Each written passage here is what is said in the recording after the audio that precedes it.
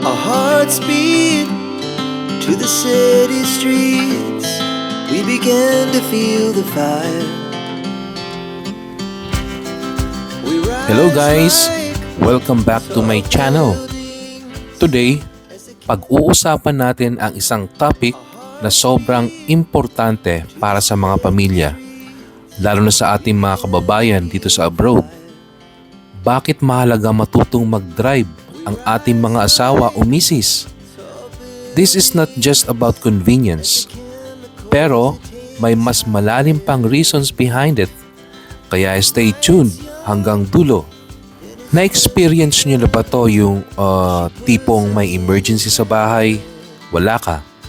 Tapos si misis hindi makalabas kasi wala siyang sariling sasakyan o hindi marunong mag-drive. Or lagi kang nagmamadali sa trabaho kasi kailangan mo pang maghatid at magsundo. Alam mo, dito sa panahon ngayon, hindi na luxury ang marunong mag-drive. Necessity na siya. At sa vlog na ito, sasabihin ko sa inyo kung bakit super importante para sa ating mga misis na matutong mag-drive. Safety, independence, at mas maayos na buhay para sa pamilya. Lahat yan pag-uusapan natin ngayon. Kaya huwag kang aalis. Malaking tulong ito sa iyo at para sa buong pamilya.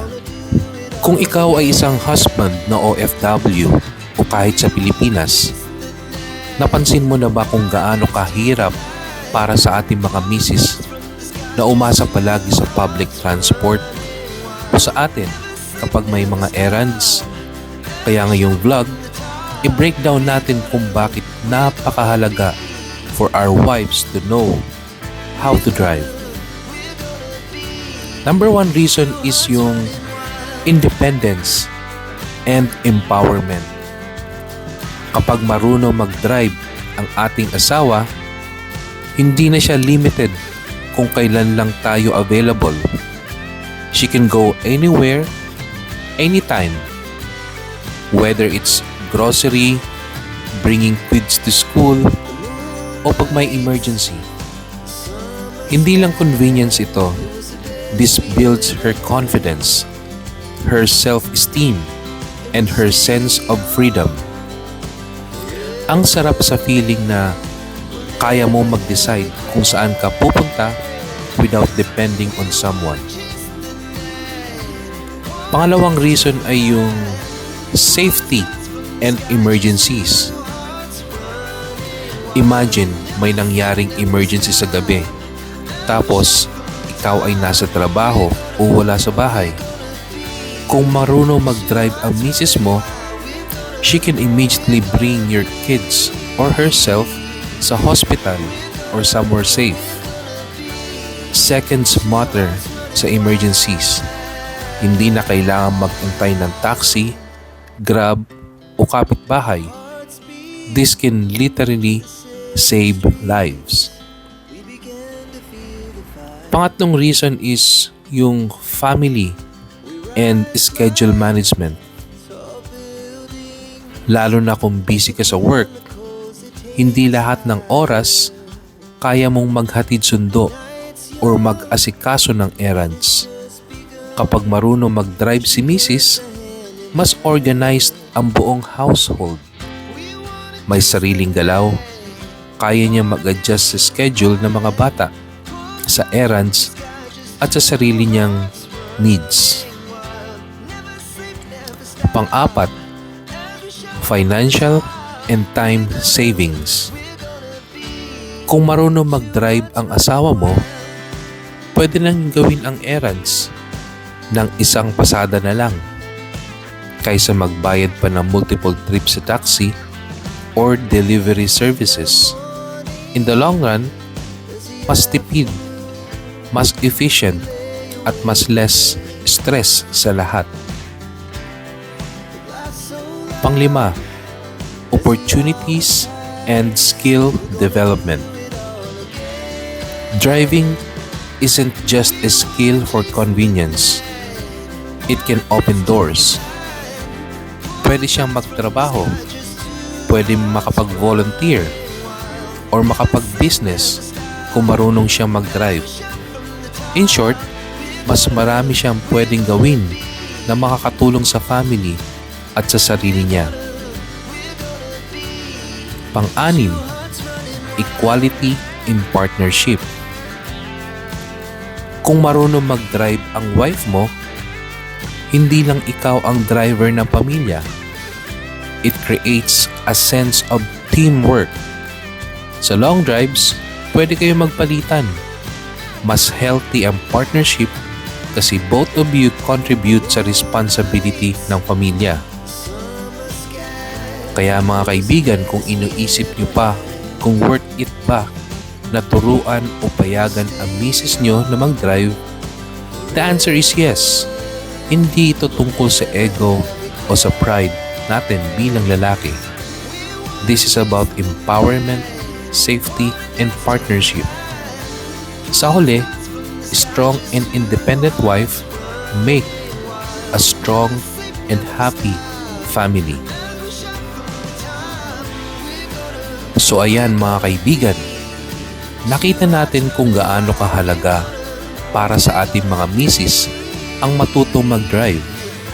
Hindi lang convenience, kundi empowerment at mas maayos na buhay para sa buong pamilya.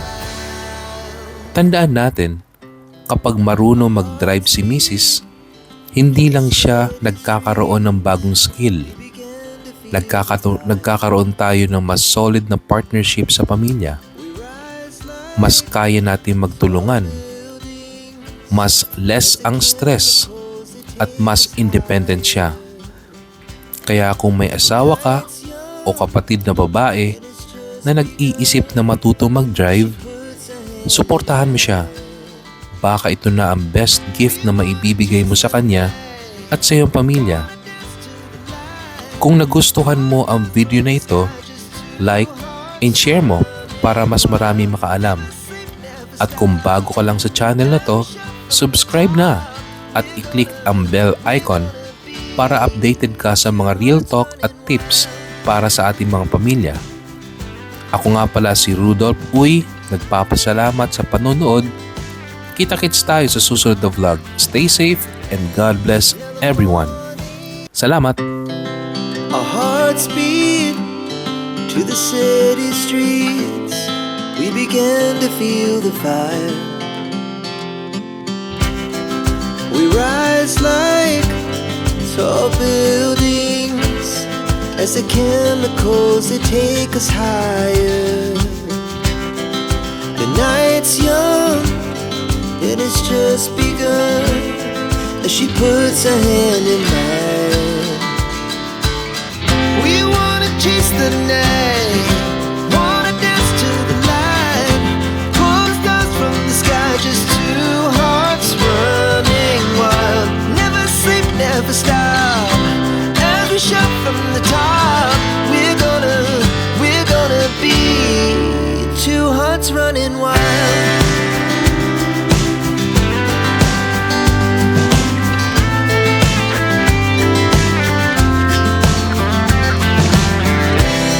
Now the morning is the afternoon.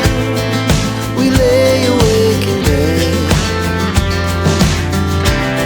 The laugh so loud as the hours pass. We're gonna do it all again.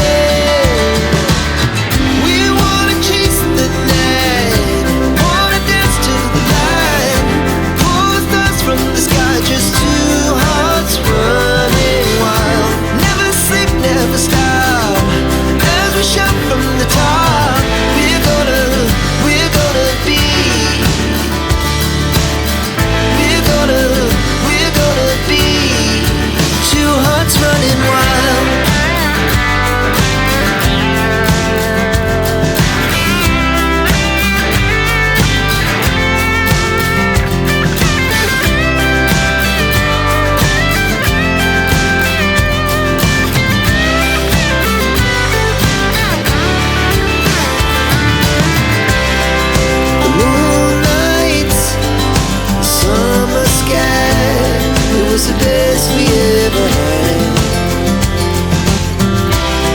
will stay